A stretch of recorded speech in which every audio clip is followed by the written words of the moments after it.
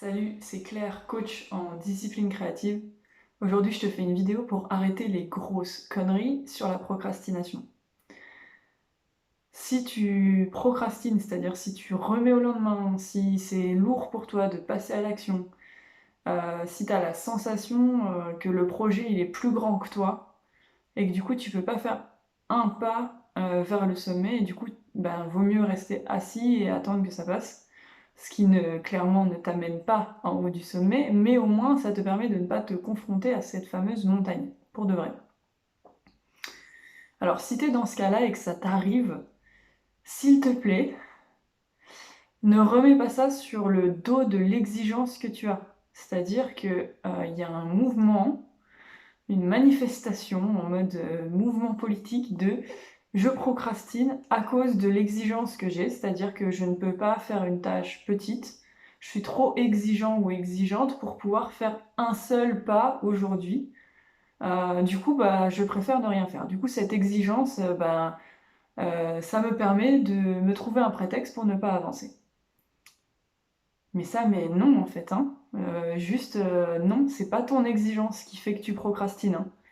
Pas du tout. Là, tu es juste en train d'utiliser une qualité que tu as d'exigence, ou en tout cas un critère chez toi qui est fort, l'exigence, ok, pour le mettre pile à l'endroit où ça te maintient dans ton canapé. Mais ça, c'est en aucun cas de la faute de l'exigence. L'exigence, elle est là, elle est, on va dire, neutre, vierge, elle est là. C'est quelque chose que peut-être tu incarnes, peut-être que tu aimes, ok, c'est là, c'est peut-être nécessaire pour toi d'avoir de l'exigence, mais la mettre à un endroit pour te permettre de rester dans le canapé, ça c'est complètement de ton côté. C'est à toi de voir est-ce que vraiment tu as envie d'utiliser ton exigence à cet endroit-là ou pas. Et ça, tu as clairement 100% de pouvoir là-dessus. Maintenant que ça c'est dit, tu vas me dire ok, bah oui, mais comment on fait? Ok, bah déjà, avec cette vidéo, peut-être que tu te rends compte que c'est l'exigence que tu prends en otage pour justifier ta procrastination. Donc ok, bah déjà, il y a déjà à prendre ça dans ta face, on va dire. Euh, et ensuite de dire, ok, mais maintenant tu as envie de la mettre où, cette putain d'exigence que tu as à l'intérieur? Donc déjà reconnaître qu'il y a de l'exigence à un moment donné, c'est-à-dire, ah putain, en fait, je suis quelqu'un d'exigeant. Ok, pour l'instant, j'utilise pour procrastiner et pour remettre à demain, et ça me maintient en infériorité par rapport à ce projet que j'ai, ou ces projets que j'ai, ou ces envies de projets que j'ai. Ok, mais il y a de l'exigence à l'intérieur. Donc déjà reconnaître ça, et ensuite, ok, maintenant que je le vois, maintenant que tu le vois, tu veux le mettre où en fait? Est-ce que tu veux continuer de le mettre à l'endroit où ça te permet de juste pas avancer? Ou est-ce que tu le mets dans, je sais pas moi, la fréquence des actions que tu poses, la qualité des actions que tu poses, l'énergie dans les actions que tu poses?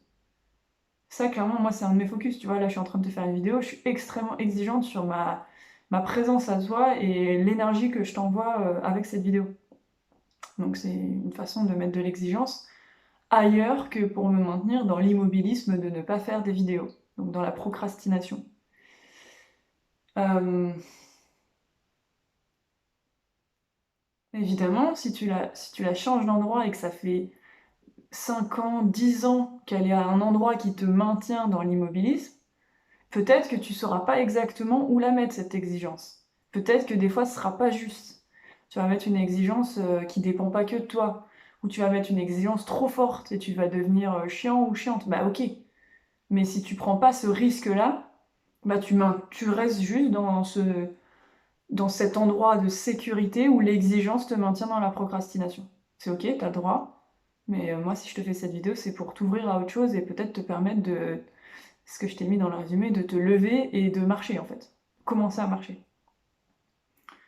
Donc c'est ok si jamais tu te rends compte de cette exigence, tu la fous à un endroit, puis en fait non, en fait c'est pas là, c'est pas l'endroit qui te plaît. Bah du coup il y a apprendre de l'expérience pour réajuster ensuite. C'est complètement naturel, de toute façon, c'est juste un cycle d'évolution. Bah écoute, je crois que c'est tout pour moi, c'est une vidéo très courte, mais j'avais absolument envie de parler de ça. Du coup, pour résumer, c'est pas ton exigence la cause de la procrastination.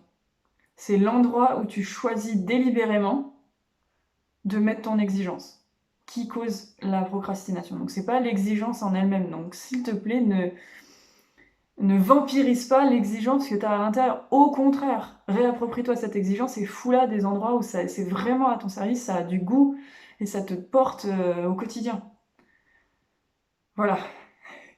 Écoute, si cette vidéo t'a plu, n'hésite pas à t'abonner, à partager l'article ou partager la vidéo, à laisser un commentaire si ça te parle, et je serai ravie de prendre le temps de te lire et de te répondre.